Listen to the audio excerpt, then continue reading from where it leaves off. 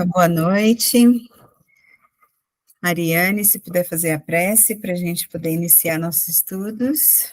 Tá bom, eu faço. Obrigada. Mestre Jesus, que nesse dia maravilhoso que estamos aqui reunidos nessa plataforma virtual, conectemos os nossos corações com o seu amor, com a sabedoria divina e com os espíritos benfeitores que nos ajudam a entender e caminhar nesse aprendizado, nessa boa vontade que estamos todos aqui reunidos, que consigamos manter essa energia positiva desse grupo e que possamos absorver os ensinamentos dessa noite. Pedimos a bênção dos céus para os nossos lares, a fluidificação das águas dos nossos lares, a harmonização dos cômodos.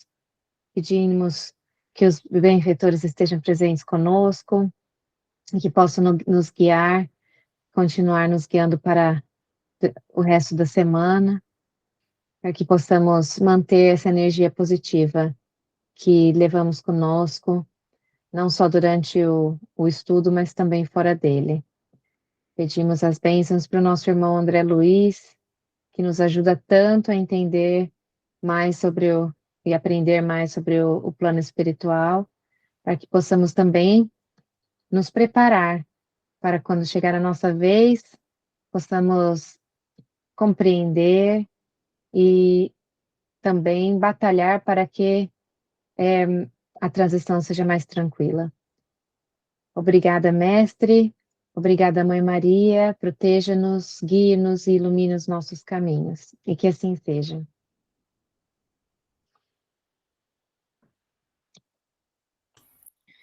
Obrigada, Ariane. Nada? Então, na semana passada vocês acabaram o capítulo 12, né? E é isso, essa semana começa o 13. Então, só uma que nunca ninguém lembra. Eu lembrei agora que é, sim. Só uma recapitulada aí no capítulo 12, que foi sobre a preparação de experiências, né? Então, naquele capítulo é registrado as providências no planejamento de reencarnação e os mapas dos futuros corpos físicos.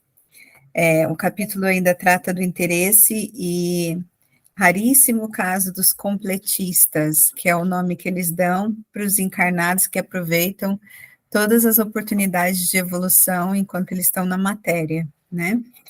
E falam também da medicina do futuro, onde certamente levará em conta o psiquismo, identificando como responsável, se não por todas, pela maioria das patologias. Então, hoje a gente começa com o capítulo 13, que ainda está ali falando sobre a reencarnação do Segismundo, né? E o título do capítulo é Reencarnação. Então, só vou colocar aqui para share. E hoje eu vou fazer o share do livro que o José me mandou, que é o livro que vocês estão seguindo, assim fica a página certinho. Obrigada, José. Espera aí. Todo mundo consegue ver? Deixa eu aumentar mais. Isso, nesse tamanho, eu acho que está perfeito. Sim? Obrigada. Então, vamos lá, reencarnação. Tati, você está sempre tão quietinha, você quer ler para nós? Posso ler. Hoje você Vamos não está aproveitar que eu não estou no busão. Obrigada. Reencarnação. Senti-me ditoso e emocionado quando Alexandre me convidou a visitar, em companhia dele, o ambiente doméstico de Adelino e Raquel, onde se verificaria a reencarnação de Segismundo. Profundo contentamento extravasava de meu espírito, porquanto era a primeira vez que iria tomar conhecimento direto com o fenômeno reencarnacionista. Desde os primeiros tempos de estudo no campo da medicina, fascinavam-me as leis biogenéticas. Entretanto, nunca me fora dado intensificar observações e especializar experiências.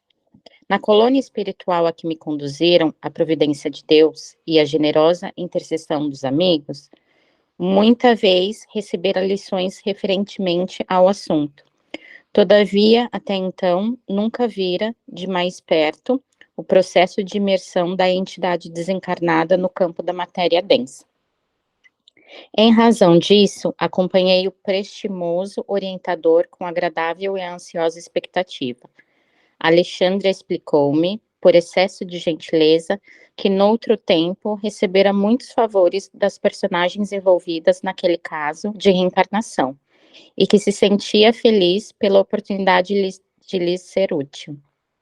Comentou as dificuldades do serviço da libertação espiritual e exaltou a lei do bem, que chama todos os filhos da criação ao concurso fraterno e aos serviços intercessórios.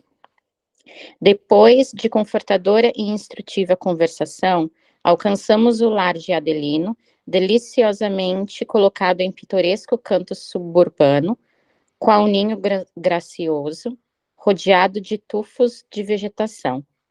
Eram 18 horas, aproximadamente. Com surpresa, verifiquei que Herculano nos esperava no limiar. O instrutor, porém, informou-me que havia notificado o amigo sobre a nossa visita, recomendando-lhe trouxesse Segismundo para o trabalho de aproximação. Cumprimentou-nos o companheiro afetuosamente e dirigiu-se ao meu orientador esclarecendo: Segismundo veio em minha companhia e espera-nos lá dentro. Foi excelente medida, falou Alexandre, bem-humorado. Consagrarei aos nossos amigos a minha noite próxima. Veremos o que é possível fazer. Entramos. O casal Adelino-Raquel tomava a refeição da tarde junto de um pequenino, no qual adivinhei o primogênito da casa. Não longe, acomodado, numa cadeira de descanso, repousava uma entidade que se levantou imediatamente quando percebeu nossa presença, dirigindo-se particularmente ao encontro do meu orientador, que lhe abriu os braços carinhosos. Herculano, perto de mim, explicou em tom discreto: é Segismundo. Notei que o desencarnado abraçara-se com Alexandre, chorando convulsivamente. O instrutor acolhia-o como pai, e após ouvi-lo, durante alguns minutos, falou-lhe compassivamente: acalme-se, meu amigo. Quem não terá suas lutas, seus problemas, suas dores? E se todos somos devedores um dos outros, não será motivo de júbilo e glorificação receber as sublimes possibilidades de resgate e pagamento? Não chore. Nossos irmãos permanecem ao jantar. Não devemos perturbá-los, emitindo forças magnéticas de desalento. E repondo-o na vasta cadeira de braços, como se Segismundo estivesse enfraquecido e enfermiço, continuou: tenha coragem, o ensejo próximo é divino para o seu futuro espiritual. Organizaremos as coisas, não tenha receio. Entretanto, meu amigo, falou o interlocutor em lágrimas, experimento grandes obstáculos.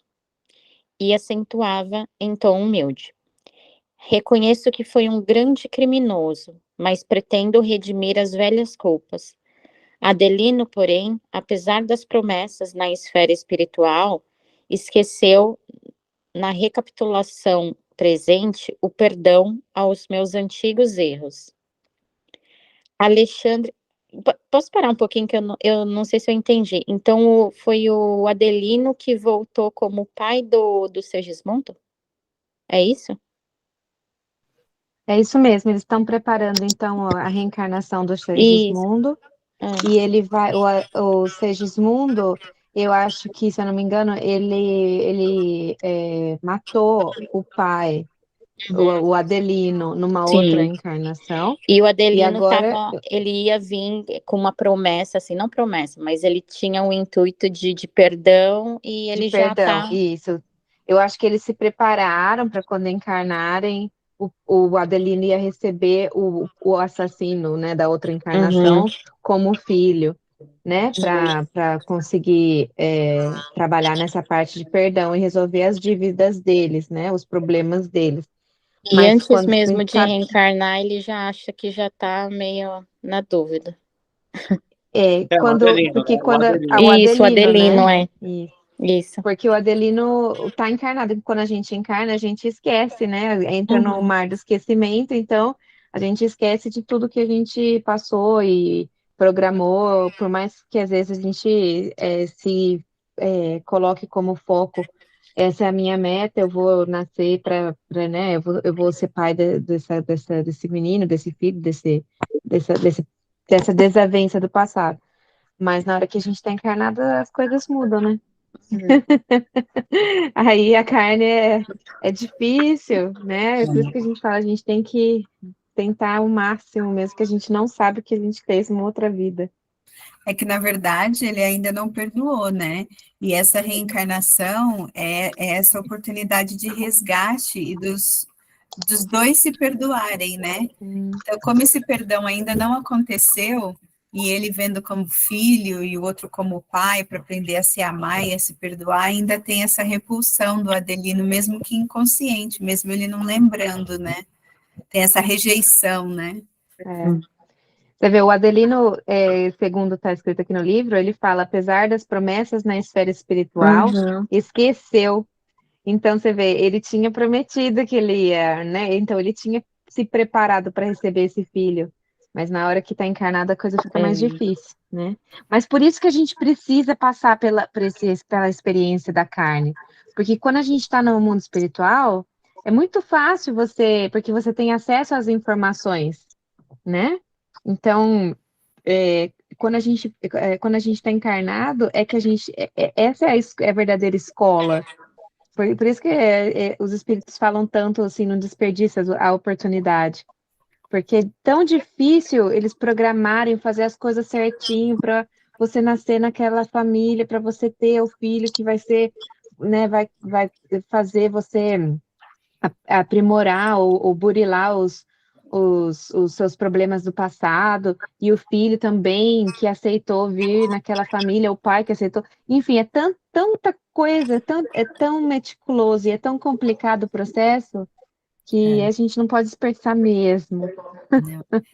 Isso me fez pensar, eu não me lembro onde é que foi que eu li, ou qual que é o... Foi um dos livros, eu acho que é um dos livros do André Luiz, eu não tenho certeza, posso estar enganado, então don't quote me.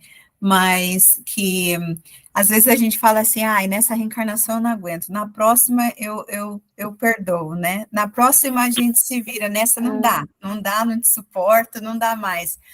Mas eu me lembro desse caso, lendo num livro, que um espírito estava há 30 anos procurando a pessoa para a qual ele gostaria de reencarnar para se resgatar, para ter esse resgate. Já estava há 30 anos no plano espiritual e ainda não tinha achado aquela alma. E os espíritos Olha, sabiam onde estava. E aí foi perguntado, mas vocês sabem onde está, né? Por que não causa esse reencontro? E aí os espíritos, eu me lembro que falavam, tudo tem sua hora. Ele tem que aprender a ter paciência para quando eles se reencontrarem, ele dar valor na oportunidade, porque ele teve a oportunidade de resgatar antes e perdeu. Então agora é a paciência. Não sei quanto tempo ele vai ficar aqui desencarnado, na angústia para encarnar, para conseguir sanar essas dívidas, mas enquanto ele não encontrar essa alma, ele não vai reencarnar. Então, olha nossa, quão importante é a gente dar valor, porque não tem essa, na próxima reencarnação eu me ajeito com aquela pessoa. Quer saber quando é que é a próxima reencarnação que você vai ter a oportunidade de reencarnar perto daquela pessoa? Porque nem toda reencarnação a gente reencarna sempre no meio da última reencarnação que tivemos, né? É por isso que Jesus falou, reconcilia-te com o teu adversário enquanto está com ele na terra, né? E pegando o gancho que a Ariane falou, né, que a gente vem e quando a gente reencarna, né, na carne, totalmente diferente, né? Jesus fala em Mateus, né? O espírito está pronto. Eu sei o que eu tenho que fazer, eu vou perdoar, vou me reconciliar, mas a carne é fraca. Então, quando a gente vem para a carne, a gente vê que fraqueja, né? Hesita. Sucumbe, né? Desculpa? A gente sucumbe, né? Sucumbe, a As gente tentações, A gente tá falando da Adelina, mas é a nossa história, né, gente? A Adelina é nada mais que a nossa história, né? A gente não sabe o que a gente planejou. Então, assim, é um sinal de alerta para nós mesmos, né? Poxa, será que estou fazendo tudo, estou aproveitando todas as oportunidades que Deus tem me dado para fazer o bem, reparar, corrigir? A Adelina é a nossa história, né? Todo mundo aqui. Yes. É o que uma vez eu vi uma reportagem, não, uma palestra, né? Do cara falando, cara, quando você olha na Bíblia, ah, Jesus curou o cego e saiu e não voltou para agradecer. O cara falando, sou eu ali, assim, eu pedindo perdão, Jesus, eu me ajoelhando, me jogando nos pés de Jesus e pedindo pela cura. Eu, né? João, se você lê o Evangelho de João, ele se refere muito ao discípulo bem amado. Não sei se vocês tiveram oportunidade de ler essa parte. Ele sempre fala, então Jesus olhou para o discípulo bem amado e disse, é João, mas é João. Então, é você ali, quando Jesus... Assim, o cara da palestra falando, né? E assim, eu também, realmente, boa ideia, né? Quando leio a Bíblia e vejo alguma passagem de Jesus, quando ele se refere a fala com alguém, ou chama a atenção de alguém, eu me coloco no lugar, porque certamente fui eu, fiz ainda pior, né? Olhei para Jesus e virei as costas, né? Então, ali, assim, vendo ali Adelino sucumbindo, hesitando, eu me enxergo ali também, né? Quantas vezes eu tropecei, né? Quantas vezes eu hesitei, quantas oportunidades eu perdi, e agora tentando reparar, corrigir, né? Fazer um novo futuro, né? Um novo presente, esquecendo, reparando o passado. Muitas vezes no mundo espiritual a gente implora para vir de um jeito, e depois, quando chega aqui, a gente quer se livrar daquela prova que a gente implorou para ter, né? E pegando nisso que vocês estão falando também, eu estava aqui refletindo nessas questões, e estava pensando nos espíritos completistas, né, que foi falado no capítulo anterior, que aproveitam todas as oportunidades, né, de reencarnação para poder progredir, né, e eu estava pensando, comecei esse capítulo pensando nisso, né, pô, será que eu tenho aproveitado todas as oportunidades, né, para o meu próprio progresso? E a Thaís falou, né, que tem, às vezes, que a gente ouve, né, pessoas falando, eu não consigo resolver essa vida, resolvo na próxima. Mas eu já ouvi uma palestra também, e esse número é bem provável que esteja agora desatualizado, mas se não me falha a memória, nós temos praticamente 7 bilhões de habitantes na Terra encarnados, né? E parece que desencarnados há 3 vezes mais que isso, ou seja, 21 bilhões de espíritos desencarnados que estão aí na fila para também reencarnar. Claro que nem todos estão, né, em condições para reencarnar de pronto, né? Mas vamos dizer que estão. Vamos dizer que estão. Imagina, então, se tem 7 bilhões de habitantes na Terra, tem 21, tem aí, ó, é que nem concurso público, 3 para cada vaga, se não mais. Então, quer dizer, a gente está desperdiçando a oportunidade que estamos aqui, né, encarnados, enquanto na matéria, né, com tanta coisa, e eu falo de mim, né, eu desperdiço com tanta coisa e devia estar me focando no meu, né, no meu progresso, na minha reforma íntima, e às vezes a gente se deixa levar por coisinhas bestas, né, por o egoísmo, pelo nosso ego, pela nossa vaidade, tantas outras coisas, né, que nos fazem, não vou dizer desperdiçar, mas atrasar, né, a nossa evolução. Então, esse capítulo e o capítulo anterior tem sido muito bom para minha reflexão, né, juntamente com o que vocês têm falado, que são pontos valiosíssimos, né, para continuar no nosso progresso, a nossa evolução e na caminhada juntos, né, um ajudando ao outro.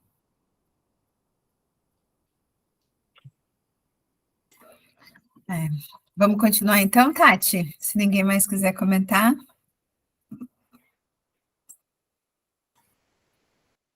Tá aí, Tati?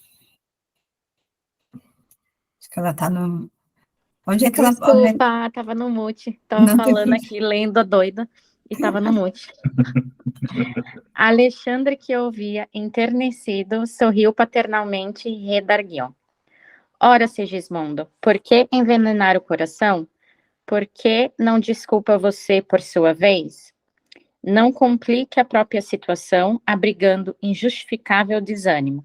Levante as energias, meu amigo. Coloque-se na situação do ex-adversário, vítima noutro tempo de seu ato impensado. Não encontraria, talvez, as mesmas dificuldades? Tenha calma e prudência. Não perca a bendita ocasião de tolerar alguma coisa desagradável ao seu sentimento, a fim de reparar o passado e atender às necessidades do presente. Vamos, equilibre-se. O momento é de gratidão a Deus e de harmonia com os semelhantes. Segismundo enxugou os olhos, sorriu com esforço e murmurou. Tem razão. Herculano, que o contemplava, compadecido, entrou na palestra, acrescentando.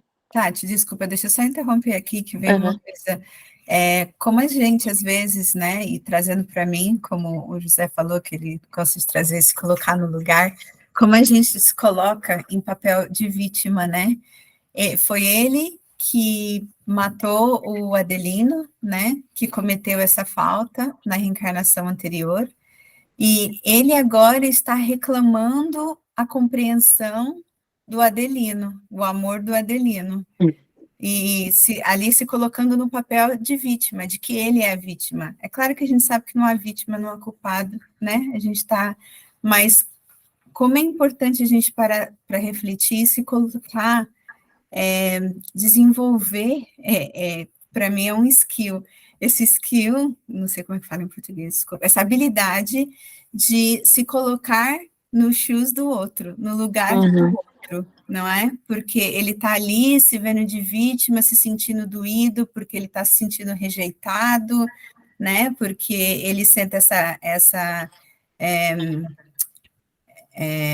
repulsa que vem do Adelino contra ele está com medo, mas ele precisou ali de alguém falando, opa, peraí, se acalma, se coloca no lugar dele. E se fosse ele que tivesse te matado, e agora ele tem que voltar como teu filho, como é que você estaria se sentindo, reagindo? Então, vamos com calma, né? Então, acho que é um ponto aqui super importante para a gente, quando a gente estiver nessa posição de se sentir vítima, de se sentir... coitadinho. Sendo colocado de lado por qualquer motivo, sendo, sabe, rebaixado, seja o que for, vamos ter calma e tentar perceber qual é a visão do outro, né? E por que a gente está se sentindo assim, né?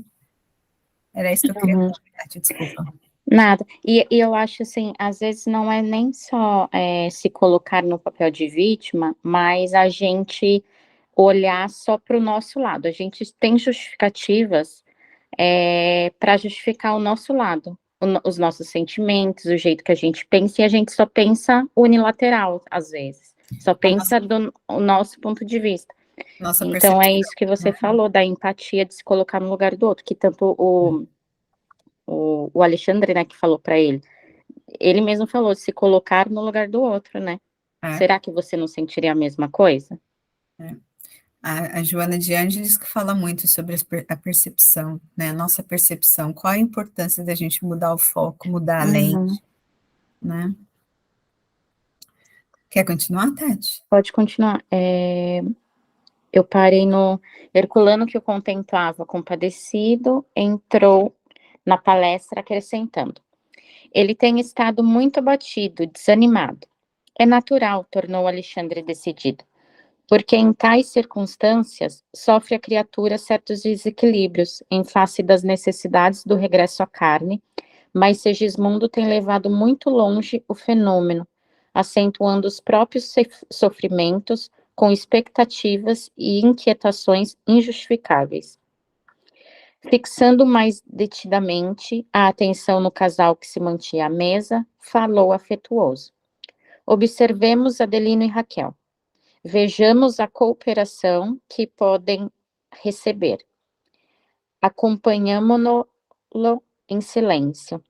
O chefe da casa permanecia taciturno, conversando com a esposa tão somente por monossílabos. Via-se que a companheira se esforçava, no entanto, ele continuava quase sombrio.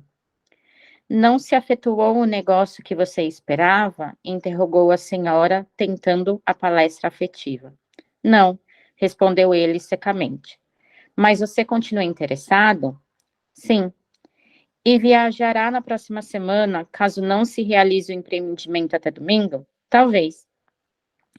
A esposa fez longa pausa, algo desapontada, arguindo em seguida. Que desculpa apresentar a companhia em vista de semelhante demora? O marido fitou-a com frieza e respondeu lacônico. Nenhuma. A essa altura, Alexandre fez significativo gesto com a cabeça e falou-nos preocupado. Em verdade, a condição espiritual de Adelino é das piores, porque o sublime amor do altar doméstico anda muito longe, quando os cônjuges perdem o gosto de conversar entre si. Em semelhante estado psíquico, não poderá ser útil de modo algum aos nossos propósitos. Alexandre levantou-se, deu alguns passos em torno da reduzida família e dirigiu-se a nós outros, afirmando: procurarei despertar-lhe as fibras sensíveis do coração, de modo a prepará-lo convenientemente a fim de ouvir-nos nesta noite. Assim dizendo, o devotado orientador aproximou-se da criança, belo menino de 3 anos aproximadamente, e colocou-lhe a destra sobre o coração. Vi que o pequeno sorriu, mostrando novo brilho nos olhos azuis, e falou com inflexão de infinito carinho. Mamãe, por que papai está triste? O dono da casa ergueu o rosto com admiração, ao passo que a senhora respondia comovida. Não sei, Joãozinho. Ele deve estar preocupado com os negócios, meu filho. E que são negócios, mamãe? Tornou a criança ingênua. São as lutas da vida. O menino fitou a mãezinha com atenção e perguntou. Papai fica alegre nos negócios? Fica sim, respondeu a senhora sorrindo. E por que fica triste em casa? Enquanto o pai seguia o diálogo, sob forte impressão, a genitora carinhosa esclareceu a criança com paciência. Nas lutas de cada dia, Joãozinho, teu pai deve estar contente com todos e não deve ofender a ninguém. Entretanto, o que te parece tristeza é o cansaço do trabalho. Quando ele volta ao lar, traz consigo muitas preocupações. Se na rua deve teu pai mostrar cordialidade e alegria a todos, de modo a não ferir os demais, não acontece o mesmo aqui, onde se encontra a vontade para refletir nos problemas que o interessam de perto. Aqui é o lar, meu filho, onde está com o direito de não esconder as preocupações mais íntimas. A criança escutou atenta, dividindo os olhares afetuosos entre pai e mãe, e tornou. Que pena, hein, mamãe? O chefe da pequena família, tocado nas fibras recônditas da alma pela ternura do filhinho e pela humildade sincera da companheira, sentiu que a nuvem de sombra dos seus próprios pensamentos dava lugar a repousantes sensações de alívio confortador. Sorriu repentinamente transformado e dirigiu-se ao pequeno com nova inflexão de voz. Que ideia é essa, Joãozinho? Não me sinto entristecido. Estou, aliás, satisfeitíssimo, como no último dia de nosso passeio à serra. Sua mãe explicou muito bem o que se passa. Quando teu pai estiver silencioso, não quer dizer que se encontra desalentado. Por vezes é preciso calar para pensar melhor. O dono da casa mostrou largo sorriso de satisfação, observando a mudança brusca do companheiro. O menino, por sua vez, não disfarçava o júbilo no semblante infantil, e assim que o pai terminou as explicações afetuosas, sempre envolvido nas irradiações magnéticas do bondoso instrutor, dirigiu-se novamente ao chefe da casa, perguntando: Papai, por que você não vem rezar de noite comigo? O genitor trocou expressivo olhar com a esposa e falou ao pequenino.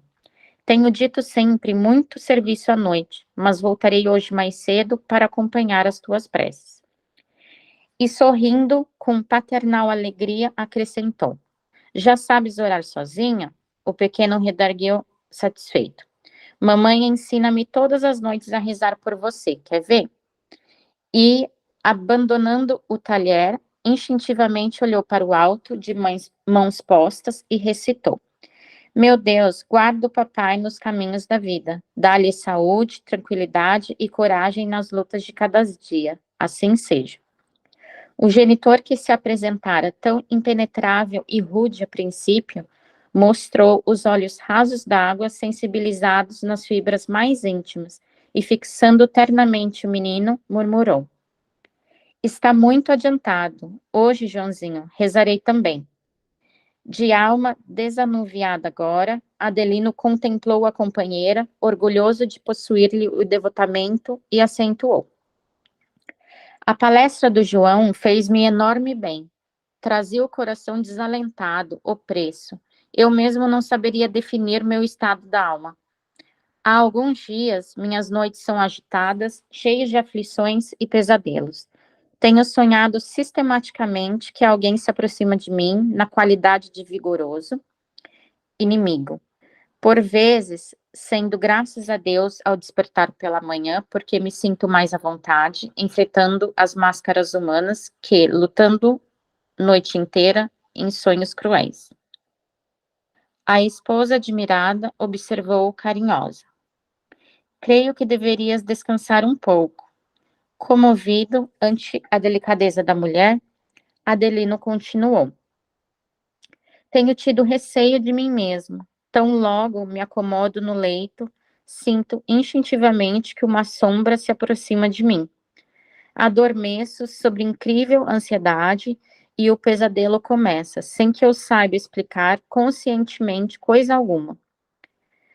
E os sonhos são sempre os mesmos? Indagou a esposa solista. Sempre, respondeu ele com emoção. Vejo que um homem se aproxima de mim, estendendo as mãos, à maneira de um mendigo vulgar a implorar socorro. Mas ao lhe fixar a fisionomia, inexplicável terror invade meu espírito. Tenho a impressão de que ele deseja assassinar-me pelas costas. Em certas ocasiões, tento estender-lhe as mãos, vencendo a impressão de pavor. Entretanto, fujo sempre num misto de ódio e repugnância. Oh, que pesadelos terríveis e longos! E, modificando o tom de voz, acrescentou: Admito esteja eu sob fortes desequilíbrios nervosos, sem atinar com o motivo.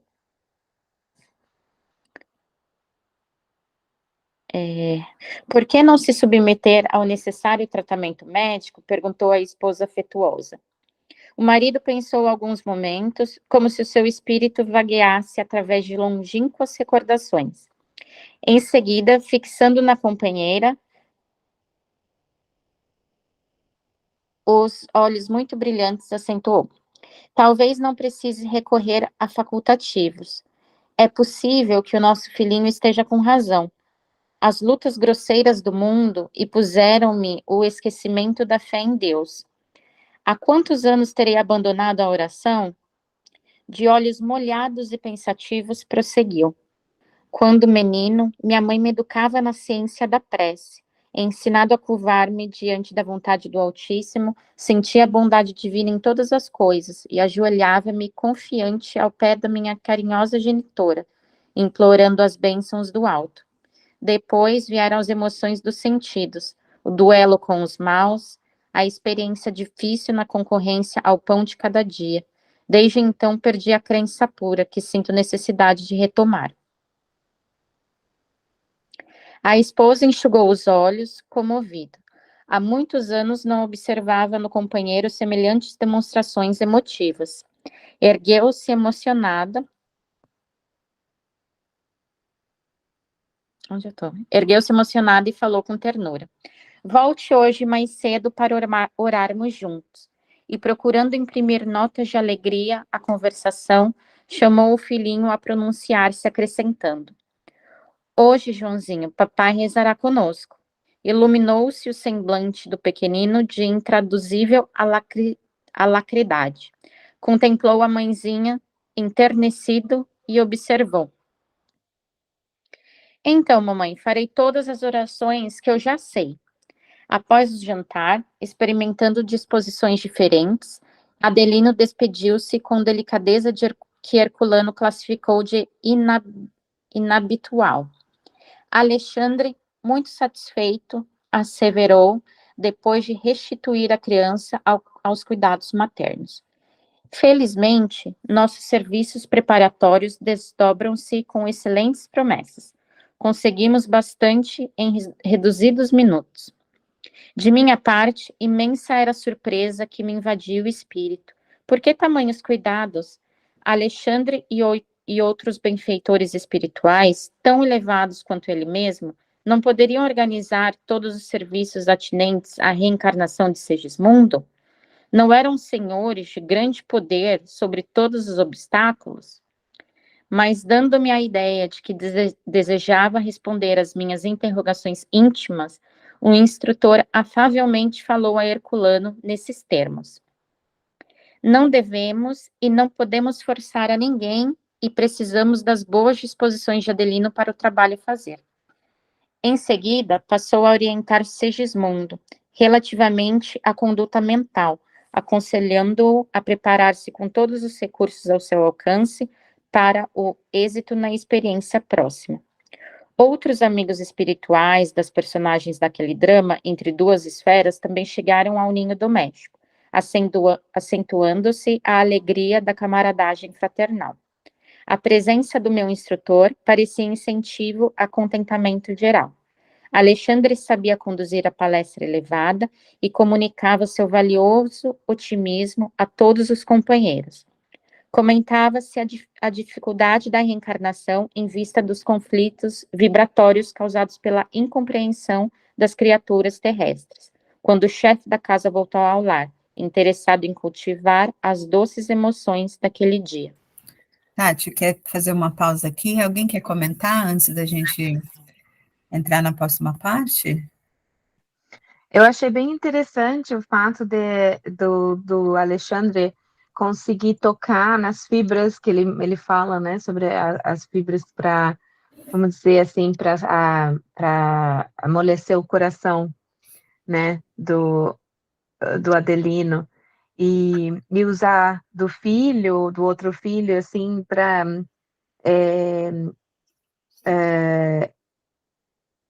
dar essa intuição para o menino, né, para o menino falar do pai, e o pai, e você vê, essas coisas são tão sutis, e dessa maneira eles conseguiram que o Adelino saísse daquele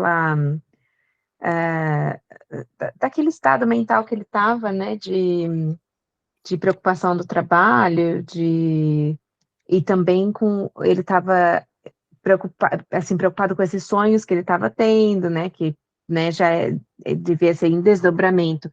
Ele estava se encontrando com o Segismundo e estava muito ainda confusão, estava trazendo à tona esses sentimentos das vidas passadas, então ele ficava com aquela repulsa, com aquela coisa de ver o inimigo, né, e que, né, a gente não sabe tantas vezes que a gente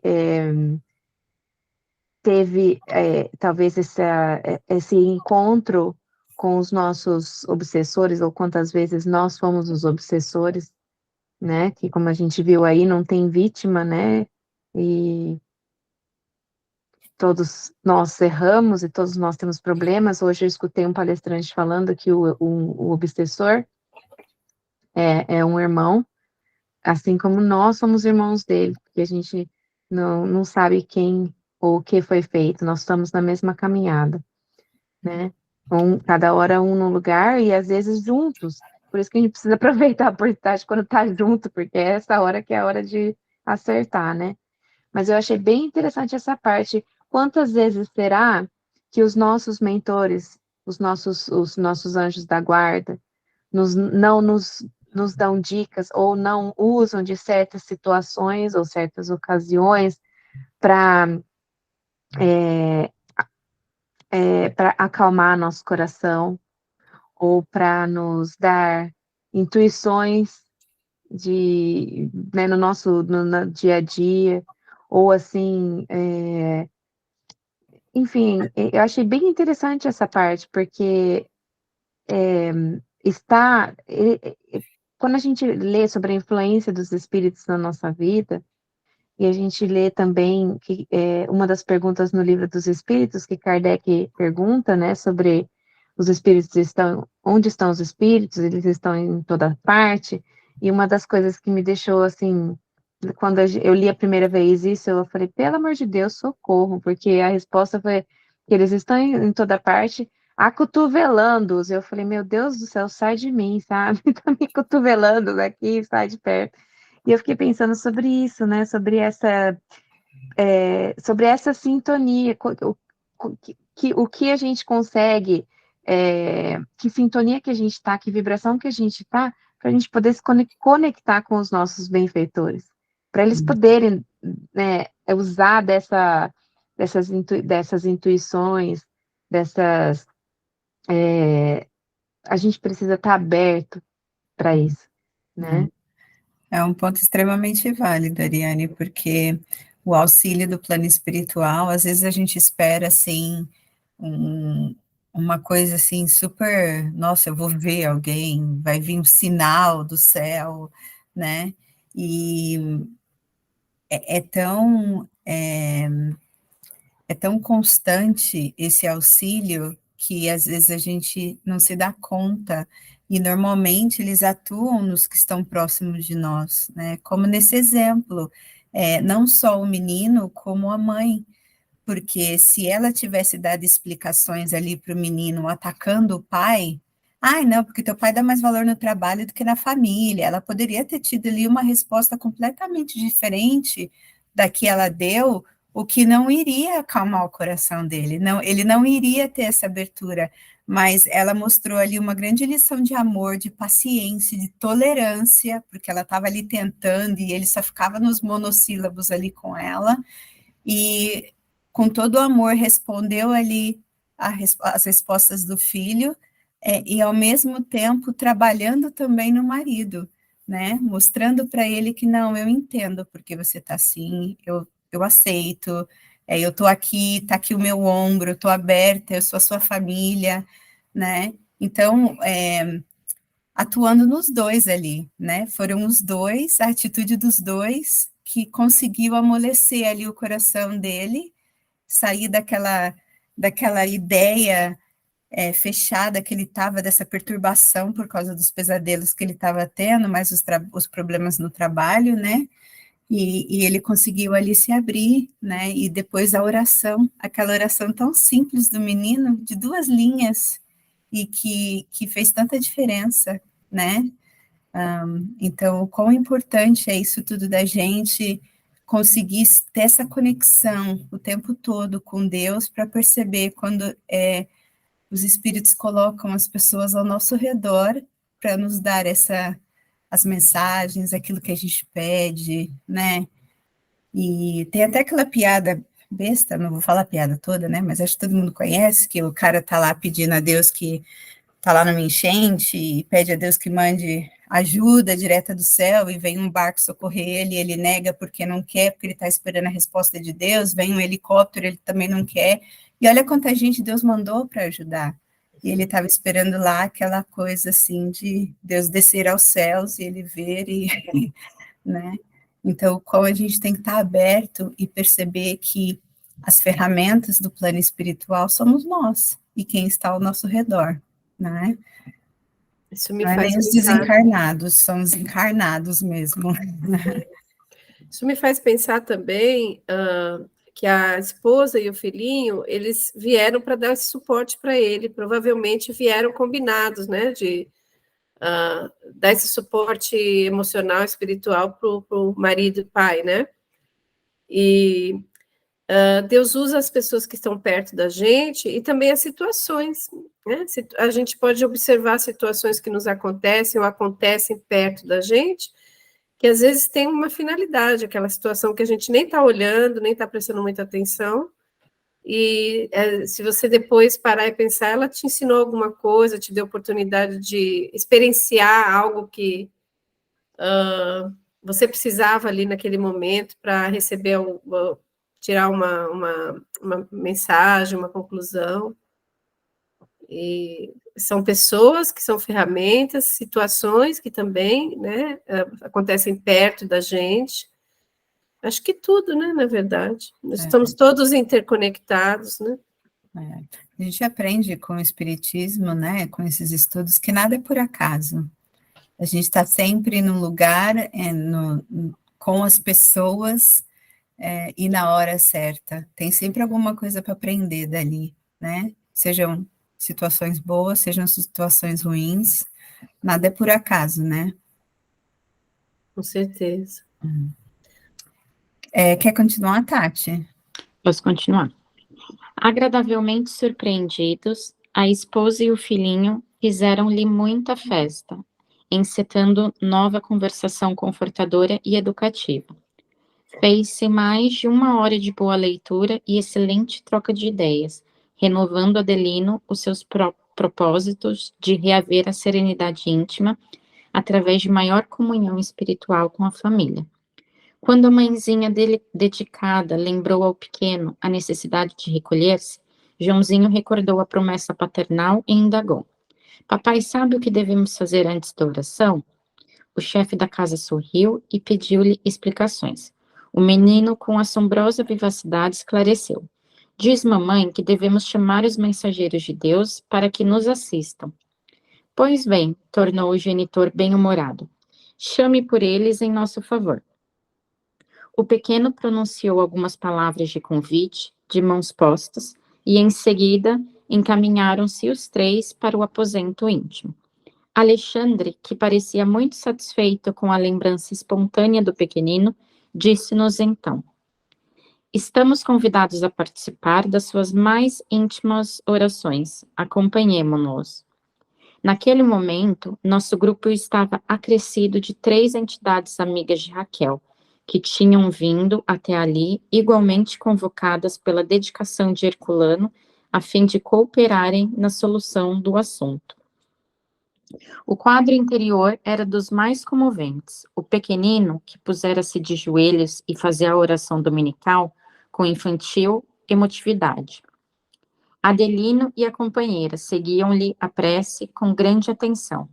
Por nossa vez, continuamos agora em silêncio, a observar e colaborar naquele serviço espiritual com as melhores forças do sentimento. Notei que a esposa se achava rodeada de intensa luminosidade, que, partindo de seu coração, envolvia o esposo e o pequenino em suas suaves irradiações. Muito sensibilizado, Adelino deixou escapar uma lágrima furtiva, quando o filho, terminando as preces, curtas em palavras e grandiosas em espiritualidade, lhe beijou carinhosamente as mãos. Mais alguns minutos e todos se recolhiam sob os cobertores, felizes e tranquilos. Nesse instante, Alexandre falou: Agora, meus amigos, façamos o nosso serviço de oração cooperadora. Precisamos conversar seriamente com Adelino, relativamente à situação. O orientador pediu a proteção divina para o casal em voz alta, sendo acompanhado por nós em profundo silêncio. As vibrações do nosso pensamento em rogativa congregaram-se como parcelas de luminosas substâncias a se reunirem num todo, derramando-se sobre o leito conjugal, quais correntes sutis de forças magnéticas revigorantes e regeneradoras. Foi então que vi Raquel abandonar o corpo físico, dentro de luminosas irradiações, parecendo-me alheia à situação. Despreocupada, feliz, abraçou-se com uma das entidades que nos acompanhavam, velha senhora que Alexandre nos apresentara pouco antes, declarando tratar-se da avó materna da dona da casa. A anciã desencarnada convidou a neta a permanecerem juntas em oração, ao que Raquel aqueceu com visível contentamento. A esposa de Adelino, entretanto, parecia identificar tão somente a presença da velhinha amorosa. Fixava em nós o olhar, indiferentemente, como se ali não estivéssemos. Estranhando o fato, dirigi-me ao instrutor, pedindo-lhe explicações. Alexandre não se fez de rogado. não se fez rogado, e não obstante a delicadeza do serviço em curso, esclareceu-me delicadamente. Não se surpreenda, não se surpreenda. Cada um de nós deve ter a possibilidade de ver somente aquilo que nos proporcione proveito legítimo. Além do mais, não seria justo intensificar a percepção de nossa amiga para que nos acompanhe no trabalho desta noite. Ela nos auxiliará com o valor da oração, mas não precisará seguir de perto os esclarecimentos que a condição do esposo requisita. Quem faz o que pode, recebe o salário da paz. Raquel vem fazendo quanto lhe é possível para o êxito no desempenho das obrigações que a trouxeram ao mundo. Por isso mesmo, não deve ser advertida e nem perturbada. Atendamos Segismundo e Adelino. Satisfeito com as elucidações recebidas e admirando a justiça divina. Tati, vamos parar por aqui. Tá. Eu sei que tá bom, mas falta só 7 minutos. E aí a gente continua aqui desse satisfeito. Uhum. Deixa eu ver quanto falta aqui. Ainda tem bastante Falta nesse bastante. capítulo, né? Então vamos parar por aqui. Ai, não para não, quero saber. Dá vontade realmente de ficar. Quero saber o que vai acontecer, as cenas dos próximos capítulos. Alguém quer comentar mais alguma coisa até aqui?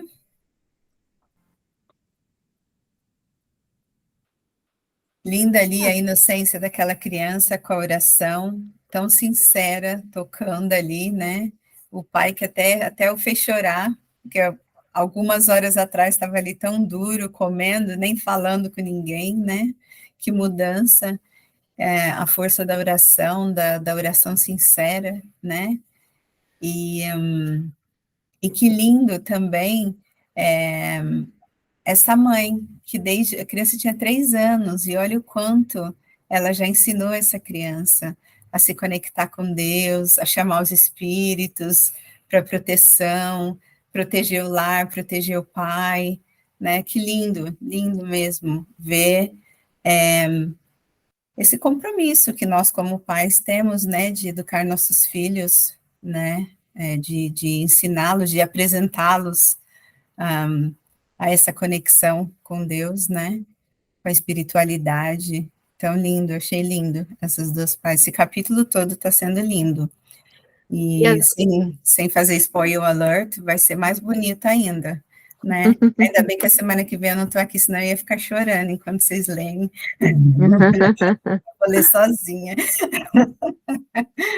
E às vezes a gente está fazendo uma oração simples ali em casa e a gente nem imagina que tem um bando de mentores juntos, orando, inspirando, né? E a gente pensa ali que é só uma oraçãozinha ali de dormir, ou então uma oração em família e tal, quando na verdade a gente não sabe, né, o quanto tem gente do outro lado orando junto com a gente, inspirando, orando. Porque aquela é a oportunidade que eles têm para agir, né, para se conectar melhor com a gente,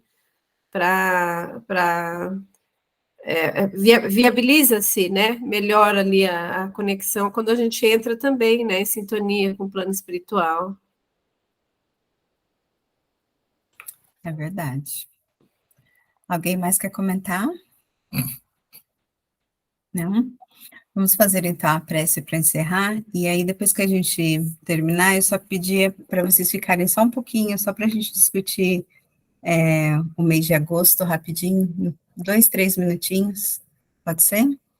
Quem gostaria de fazer a prece? Eu posso fazer então.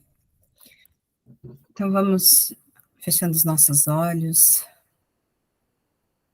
em união, elevando os nossos pensamentos ao Pai, a Jesus, nosso querido Mestre, aos nossos queridos mentores e benfeitores deste grupo, agradecendo imensamente a oportunidade de estarmos reunidos, participando desses estudos, estudando essas obras maravilhosas que só têm nos trazido aprendizagem, reflexões entre nós, discutindo, vendo com um diferente prisma, onde podemos melhorar, aonde estamos caminhando, certo? Oportunidade essa, possamos todos dar muito valor e utilizá-la para o nosso enriquecimento moral, intelectual, para o nosso progresso, e também daqueles que nos odeiam, sendo luzes, assim como hoje aprendemos com Raquel, dando o exemplo de amor, de paciência, de tolerância, de abnegação, que possamos, cada um de nós, nos momentos de provas, nos prostrar no caminho com Jesus, nas nossas ações, vivenciando aquilo que aprendemos, vivenciando as lições do Cristo que já conhecemos e da melhor maneira que a interpretamos. Sendo assim, rogamos a Deus, nosso Pai, nossos irmãos espirituais, pelo nosso lar, pelos nossos familiares, pelos nossos amigos, pelos nossos locais de trabalho, pela nossa vizinhança, pela nossa cidade, pelo país que nos acolhe, enfim, por este planeta maravilhoso que se transforma cada dia mais,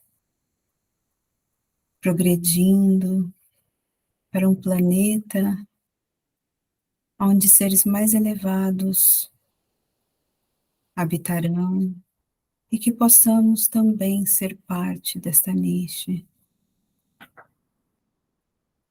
e que possamos conosco, ajudando os que estão aos nossos arredores, também caminhar para este progresso. E assim, Senhor, pedimos permissão para encerrar este estudo dessa noite e que possamos continuar firme neste estudo e nos encontrar na semana que vem. Que assim seja.